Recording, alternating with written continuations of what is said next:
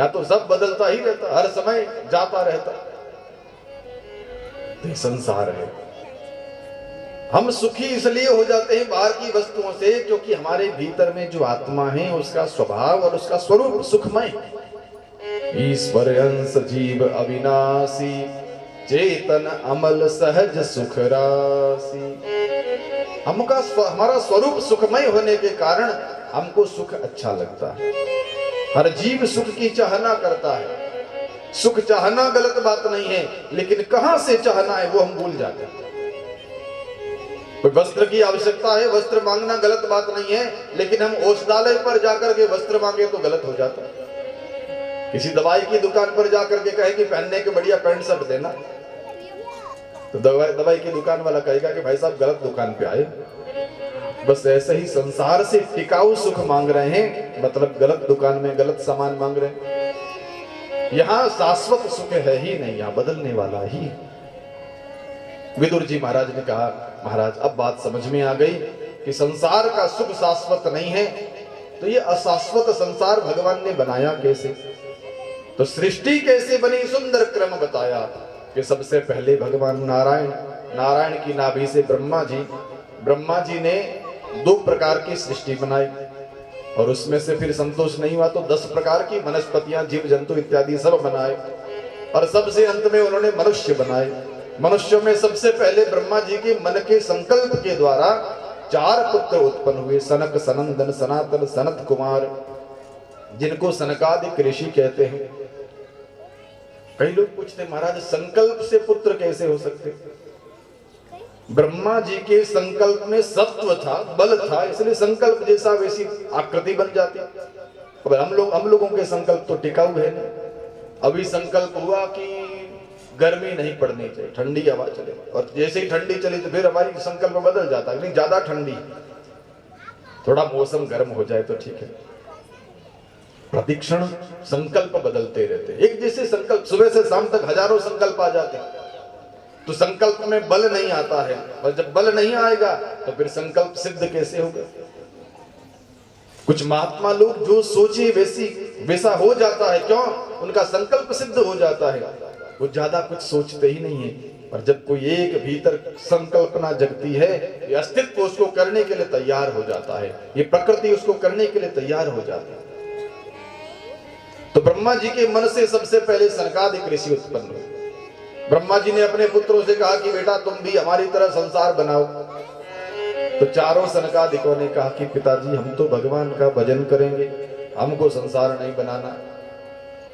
बेटों ने जन्मते ही कहना नहीं माना। पिताजी को क्रोध आया, पर ब्रह्मा बुद्धि के देवता है, बुद्धि से थोड़े क्रोध को रोका। आखिर में भ्रिकुटी फट करके एक बालक के रूप में प्रकट हुए, रोने लगे। ब्रह्मा जी से पूछा कि हमारा नाम और हमारे रहने का स्थान बताओ। ब्रह्मा जी बोले तुम जन्मते ही रोए, इसलिए तुम्हें रुद्र कहेंगे लोग। भागवत के अनुसार उस परम चैतन्य ने रुद्र के रूप में, महेश के रूप में ब्रह्मा की भ्रिकुटी से जन्म लिया। अब ब्रह्मा ने बनाया नहीं, वो स्वयंभू है, अपने आप प्रकट होकर के आए। काम क्या महाराज क्या करूं? तो ब्रह्मा जी ने कहा सृष्टि बनाओ। शंकर भगवान ने ब्रह्मा जी की बात को विचार किया कि माने जैसी तो नहीं है, लेकिन नहीं मानेंगे तो पिताजी को फिर क्रोध आएगा, तो मान लो। अब कोई बेटा मान दो, लेकिन उल्टे सीधे काम करे तो फिर पिताजी कहते बेटा तू रहने दे, तेरे से नहीं होगा।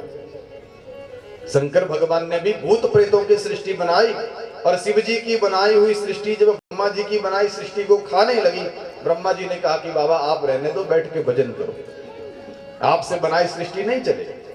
शंकर भगवान बैठ गए, यही तो चाहते थे हम। फिर ब्रह्मा जी ने संकल्प किया। इस बार ब्रह्मा के मन से 10 पुत्र उत्पन्न हुए, मरीचि, अत्रि, अंगिरा, पुलस्त्य, पुलह, कृतु, भृगु, वशिष्ठ, दक्ष, और 10वें श्री नारद जी महाराज। नारद जी महात्मा बन गए, लेकिन उन 9 पुत्रों के द्वारा सृष्टि बनी। पर फिर भी ब्रह्मा को संतोष नहीं हुआ कि ये संकल्प से बनने वाली सृष्टि बहुत धीमे क्रम से चल रही। भगवान की आज्ञा है कि सृष्टि जल्दी से, शीघ्रता से संसार बनाओ, क्या किया जाए? पर ब्रह्मा जी महाराज ने संकल्प किया तो ब्रह्मा जी के दोनों भुजाओं से एक स्त्री और एक पुरुष प्रकट हुए। स्त्री का नाम सतरूपा है, पुरुष का नाम मनु है। मनु शतरूपा से कहा कि तुम सृष्टि बनाओ, तो मनु शतरूपा ने कहा महाराज हमारी बनाई हुई सृष्टि मैथुनी सृष्टि कहलाएगी और उनको रहने के लिए पार्थिवता की भूमि की जरूरत पड़ेगी। भूमि तो एक राक्षस पाताल में ले गया। कौन राक्षस ले गया?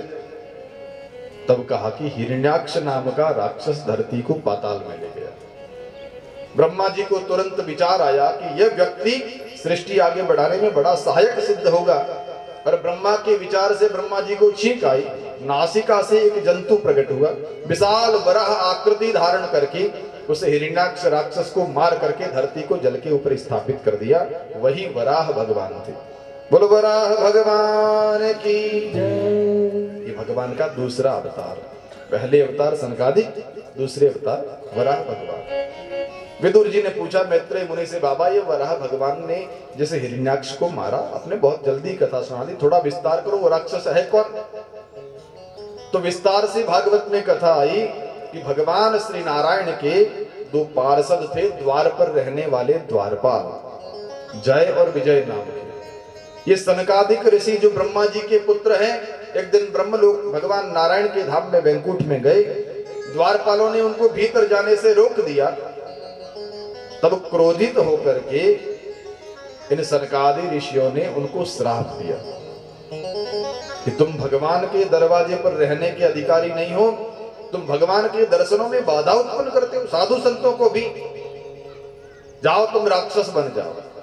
और तब भगवान निकल करके बाहर आए और ठाकुर जी ने अपने प्रिय भक्तों को सनकादिक ऋषियों को कहते हैं, ऐ तौ तौ पार्षदो मह्यम जयो विजय एवच। महाराज ये मेरे पार्षद है। देखो ठाकुर जी की शब्द शैली देखी जाए, जिनको श्राप मिला है उनको कह रहे ये मेरे, उनको अपना बता रहे। इनसे गलती हुई तो मुझे स्वामी की गलती है, आप क्षमा करें महाराज, कुछ इन पे साफ अनुग्रह किया जाए। और तब सनकादिक ऋषियों ने कहा कि भजन करेंगे तो 7 जन्म के बाद फिर वैकुंठ में चले आएंगे, आपसे वैर करेंगे, विरोध करेंगे, लड़ाई झगड़ा करेंगे तो 3 जन्म में वापस चले आएंगे।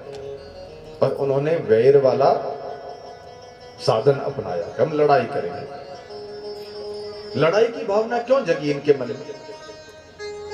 संतों से सुना कि एक बार भगवान नारायण लक्ष्मी जी के साथ एकांत में बैठे थे और लक्ष्मी जी ने भगवान से कहा कि प्रभु आप कभी कभी अपने नौकर चाकरों को थोड़ा इधर उधर ट्रांसफर कर दिया कर। क्यों? ये जो जय विजय जब देखो दरवाजे पर वो ही दिखते, कभी एक्शन होते ही वो क्या, वो रात दिन वो ही दिखाई देते। भगवान ने कहा लक्ष्मी दूर करेंगे तो टाइम लगेगा और बड़ी तकलीफ पड़ेगी वापस लाने में, कोई बात नहीं महाराज सहन करेंगे, पर भेजो थोड़े दिन के लिए बाहर भेजो, थोड़े दिन छुट्टी भी तो दो महाराज। अब भगवान ने लक्ष्मी जी की बात को मान लिया। एक दिन बैठे बैठे ठाकुर जी अपनी भुजाओं की तरफ देख रहे थे।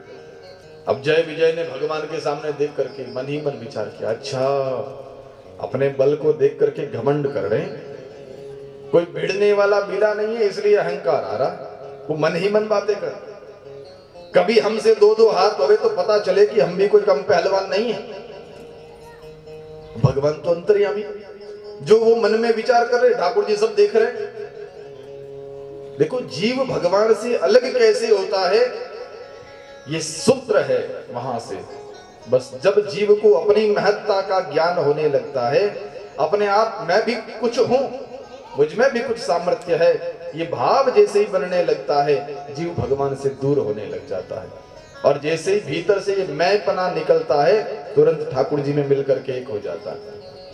बस ये मैं ही है जो जीव को भगवान से अलग कर रही। इसलिए तो संतों ने कहा कि जब मैं था तब हरि नहीं, अब हरि है मैं नाही, प्रेम गली अति सांकरी तामे दो न समाए। प्रेम का रास्ता इतना सकड़ा है, ज्ञान का रास्ता इतना सकड़ा है कि उस रास्ते में दो एक साथ नहीं जा सकते हैं, या तो भगवान रहेंगे या मैं रहेगा। तो उनमें जो मैं आया कि हम भी कुछ हैं, भगवान ने कहा ठीक है, पहलवानी करने की इच्छा हो रही तो चलो अखाड़े में। और सनकादिक ऋषियों को भगवान ने मन ही मन प्रेरणा करी, महात्मा आए, इन्होंने रोका और रोका तो महात्माओं ने श्राप दे दिया, उतार दिया अखाड़े में जाओ युद्ध करो। और अब महाराज वो ही जय विजय दीति और कश्यप महाराज की संतान बनकर के हिरण्यकश्यप और हिरण्याक्ष नाम के राक्षस बने। बड़े भयंकर राक्षस। एक ने पृथ्वी के ऊपर के 7 लोगों पर कब्जा जमा लिया, तो दूसरा धरती को ही लेकर के पाताल में चला गया।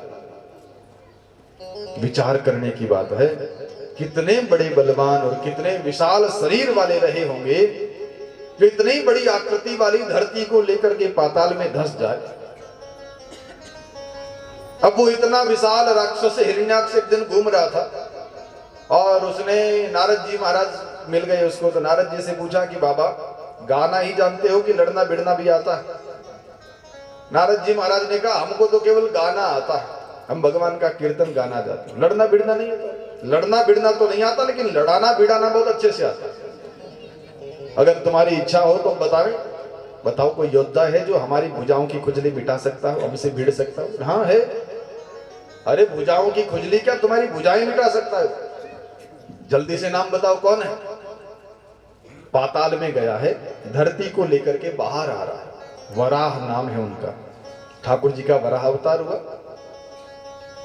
हिरण्याक्ष ने जैसे ही सुना तो दौड़ता दौड़ता गया और भगवान के मार्ग में बाधक बनते हुए कहा, हे वन गोचर, हे सुअर, जंगली, कहां जा रहा मेरी धरती लेकर के? भगवान ने उससे कोई बात नहीं की, खूब गालियां बोलो, कोई फर्क नहीं पड़ना। देखो, किसी भी दुर्गुण का प्रतिकार करते हैं तो वो दुर्गुण हमारे भीतर निवास करने लगता है और उसकी तरफ ध्यान ही मत दो, बिल्कुल शांत हो जाता। मैंने सुना एक बार भगवान श्री कृष्ण, अर्जुन और बलराम जी तीनों ही जंगल में कहीं यात्रा कर रहे थे और एक जगह तीनों को रात्रि में रुकना पड़ा। तो भगवान ने कहा देखो भयंकर जंगल है, यहाँ शांत सोना ठीक नहीं है, एक एक व्यक्ति को पहरा लगाना चाहिए। तो ठीक है, सबसे पहले पहरा कौन लगाएगा? अर्जुन ने कहा मैं। ठीक है लगाओ, हम सो जाते। भगवान और बलराम जी सो गए। अब सोए उसी समय एक छोटा सा जीव आया और उसने आकर के अर्जुन को ललकारना शुरू किया, ए तो धनुर्धारी है, चल मुझसे युद्ध कर। और अर्जुन के पास जैसे आए तो अर्जुन उसको धक्का देता, वो गाली बोले तो अर्जुन 4 गालियां सुनाता है। अब धीरे धीरे जैसे उसको धक्का दे वैसे वैसे बड़ा होता गया, धीरे धीरे इतना बड़ा हो गया कि अर्जुन को लगा हे भगवान, अब तो भगवान जाग जाए तो ठीक है, वरना मुझे मार डालेगा। थोड़ी देर में भगवान महाराज बलराम जी को जगा देते। बलराम जी महाराज ने जाग करके अर्जुन से कहा तुम सो जाओ, मैं पहरा लगाता। अब बलराम जी जागे, अर्जुन ने कहा बढ़िया, निहाल हो गए, अब ये संभालेंगे उसको अपने आप। अब अर्जुन सो गए, वो जीव बलराम जी को परेशान करने लगा। बलराम जी भी उससे भिड़ते, आंखें निकालते, अपना हल मूसल दिखाते और वो और बड़ा बड़ा बड़ा होता जाता। बलराम जी को लगा कि कितना खतरनाक जीव है, अब तो कन्हैया जाग जाए तो ठीक है।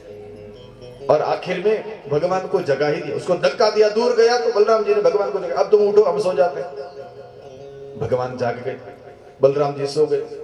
अब जैसे ही वो आकर के भगवान को गालियां बोलने लगा, भगवान उसके सामने देख के मुस्कुरा रहे, कुछ भी उत्तर नहीं दे रहे। अब जैसे जैसे उसकी गालियां पूरी होती जाती वैसे वैसे वो छोटा होता गया और होते होते होते बिल्कुल छोटा सा कीड़ा बन गया। भगवान ने उसको उठा करके अपने पीतांबर में गांठ लगा के बांध दिया। अब बांध करके भगवान आराम से बैठे। सुबह हुई, सबने कहा चले अब आगे आगे यात्रा शुरू करें। चलो, भगवान चल रहे, बलराम जी भी चल रहे, अर्जुन भी चल रहे। तो अर्जुन ने सोचा कि जो मुझे परेशान कर रहा था क्या इन दोनों को नहीं किया? वो रात में आया तो होगा, कहां है वो? बलराम जी भी सोच रहे कि कन्हैया को भी तो किया होगा, इतना बड़ा विशाल आकृति वाला था, वो अपने अपने आप चला तो नहीं गया। भगवान कुछ बोल नहीं रहे। अर्जुन ने कहा कि प्रभु पहले पहरे में तो बहुत कठिनाइयां आई थी, कुछ लड़ाई भी करनी पड़ी, झगड़ा भी हुआ, खूब पसीना पसीना हो गया मैं तो, आपको कोई कष्ट नहीं हुआ? बलराम जी ने कहा दूसरे पहरे में तो मुझे और ज्यादा झगड़ा करना पड़ा। भगवान ने कहा कौन था ऐसा तो तुम्हारे सामने नहीं आया? अरे बहुत विशाल। अर्जुन ने कहा विशाल नहीं, छोटा सा था, लेकिन जैसे जैसे हम उससे लड़ते गए वो बड़ा बड़ा बड़ा होता गया, इतना बड़ा हो गया कि मैं उसके सामने हारने वाला था। बलराम जी ने कहा मैंने भी उसको छोटा देखा लेकिन बहुत बड़ा हो गया। भगवान ने अपने पीतांबर की गांठ खोल के कहा यही था क्या? और जैसे ही उसको देखा तो देखते कि हाँ इतना छोटा कैसे हो गया, हमारे सामने तो बहुत बड़ा था। भगवान ने कहा भैया तुम सब इसके सामने कुछ बोल रहे थे, इसलिए जैसे जैसे गालियां सुन रहा था वैसे वैसे बड़ा हो रहा था। हमने कोई उत्तर नहीं दिया, इसलिए अपने आप छोटा हो गया। ये अपने आप में दुर्गुण है, अपने आप में क्रोध है। अब किसी क्रोधी को आप 2 गाली सुना, वो आपको 4 सुनाएगा, फिर आप 4 सुना, वो 8 सुनाएगा। ये तो सुरसा का मुंह है, जितना बड़ा करो उतना होता जाएगा। लेकिन महाराज उसके सामने शांत बैठ जाओ। एक बार एक सासू जी बहुत क्रोधी स्वभाव के थे। या सासुएं हो तो नाराज मत होना, क्योंकि कथा में तो ज्यादातर सासू ही आती है। कहती महाराज हमारे ऊपर ही बातें। बहुत क्रोधी स्वभाव की। उसकी 3 बहुएं आई, तीनों का जीना हराम कर दिया। बात बात में टोके, कुछ उल्टा सीधा सुनाए। अब चौथी वाली बहू आई तो वो कोई महात्माओं से सत्संग सुन के आई थी। उसको पता था कि किसी दुर्गुण का प्रतिकार नहीं करो तो शांत हो जाता। अब सासू जी जैसे कुछ बोले तो वो घूंघट निकाल करके अंगूठा दिखा देती कि तुम्हारा मुझ पर कोई असर नहीं होता। अंगूठा देख, आधे घंटे तक कंटिन्यू उसका भाषण चलता रहता। वो मुस्कुराती रहती। आधे घंटे में चुप हुए तो सामने से निकलते हुए फिर अंगूठा दिखा के निकलते। बोलते बोलते बोलते उसने 2-4 दिन तो अपनी पूरी भड़ास निकाल दी। जितना जानती थी सब सुना दिया। लेकिन अब उसके पास भी सुनाने को कुछ नहीं। जितनी गालियां आती थी सब खाली हो गई। अब तो इसको कोई असर ही नहीं होता, सब सुना दिया मैंने, अब है क्या मेरे पास सुनाने को। अब जैसे ही वो बहू अंगूठा दिखा के गई तो कहा बेटा भूख तो नहीं लगी तेरे को, कुछ खा ले पी ले। अब बहू रानी को इतना मीठा बोले, छोटी वाली से इतनी प्रेम से बोले, बड़ी वाली कुछ कभी कभी गलती करे उनको बहुत सुनाए। तो बड़ी बहुओं ने पूछा कि तू कौन सा मंत्र जानती है कि ये बस में हो गए। बोले एक ही मंत्र है बस, ये जितना सुनाए मुस्कुराते रहो। ऐसे समझे कि या तो ये सुनती नहीं है या असर नहीं होता, तो बस अपने आप वो दुर्गुण छोटा हो जाएगा। कहने का भगवान को उगा दिया बकरा, लेकिन भगवान कोई उत्तर नहीं दे। पृथ्वी को लेकर के बाहर पधारे, जल के ऊपर स्थापित किया। और अब उसके सामने देख करके ठाकुर जी कहते हैं सत्यम वयम भुवन गोचर मृगा। तुमने सही कहा कि हम वन गोचर हैं, लेकिन आप जैसे ग्राम सिंहों को मारने का काम करते हैं। संस्कृत में किसी को गालियां भी दो तो लगता प्रशंसा हो रही। वहां गोपियां एक भंवरे को देख करके कहती मधुप कितव बंधो, भ्रमर गीत में कितव बंधो, कितव का मित्र, कितव माने कपटी, कपटी का मित्र है तो कन्हैया को कपटी कहते। यहाँ भगवान उस हिरण्याक्ष राक्षस को कहते तू ग्राम सिंह है।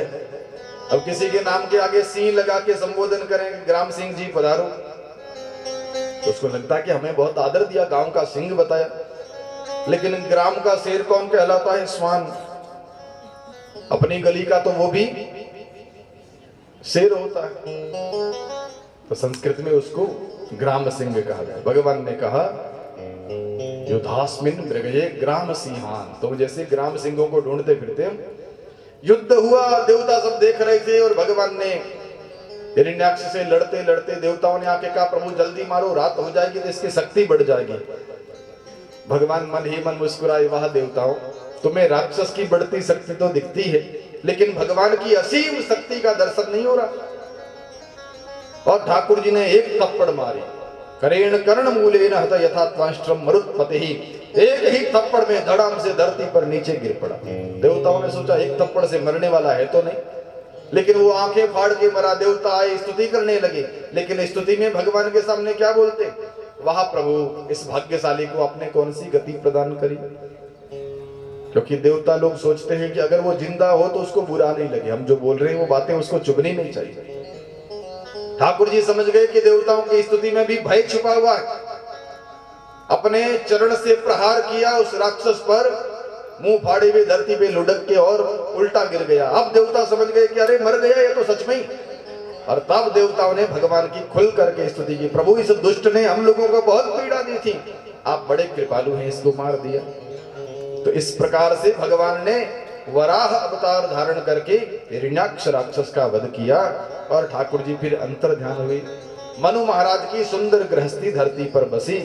मनु जी और शत्रुपा जी के 5 संतानें हुई, 3 बेटियां और 2 बेटे। आकुति, देवहूति और प्रसूति नाम की 3 बेटियां उत्तानपाद और प्रियव्रत नाम के 2 बेटे।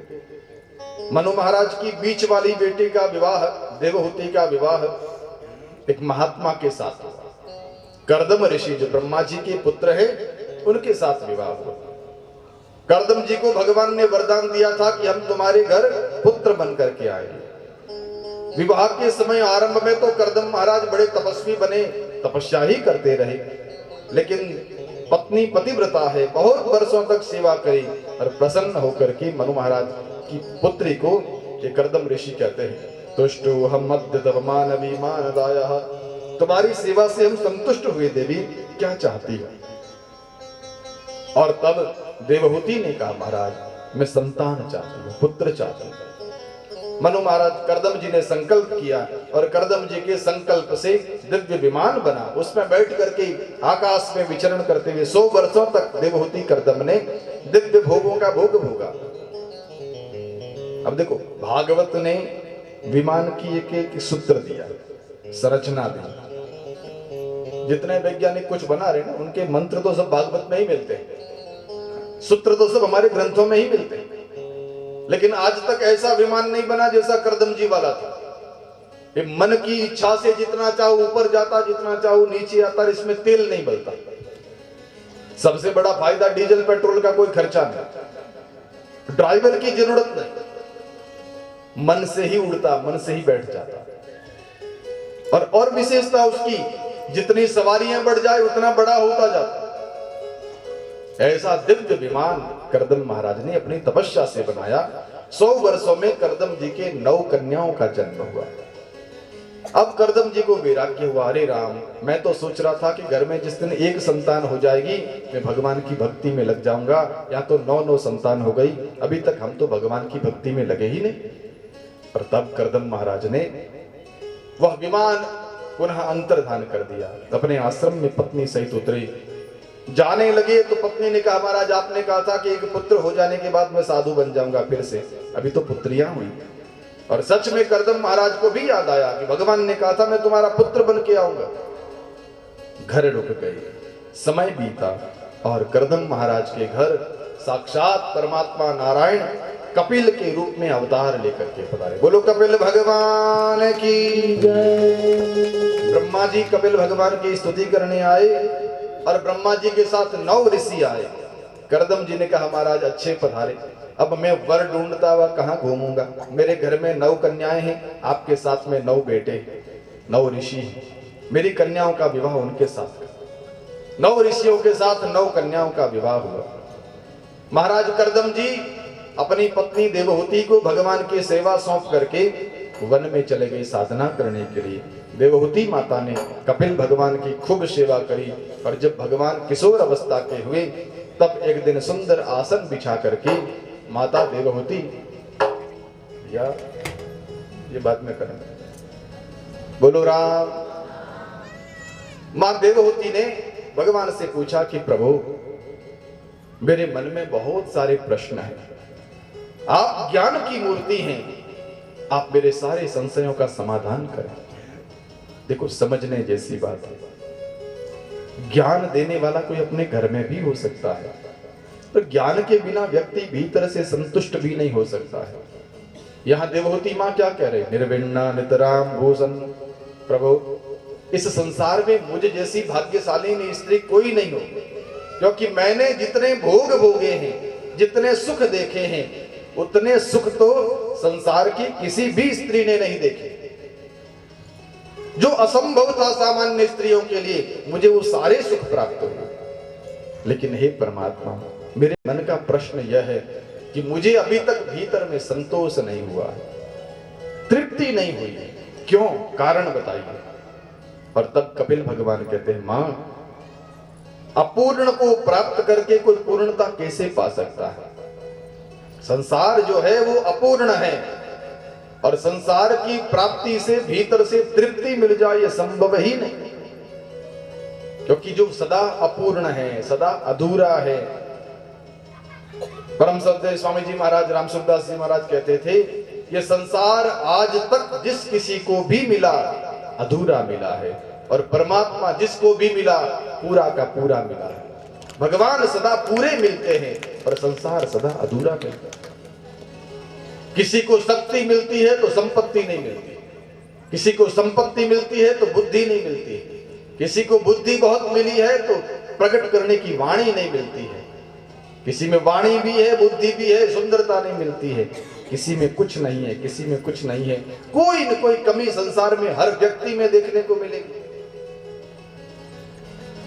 जो शक्तिमान आदमी बल लेकर के धान मंडी में हमाल का काम करता है, सुबह से शाम तक जो आदमी अपनी पीठ पर 100 बोरी इधर से उधर गाड़ी से गोदाम में, गोदाम से गाड़ी में खाली कर देता है, वो शाम तक 1 बोरी भी खरीद नहीं सके, इतना रुपया नहीं उसके पास।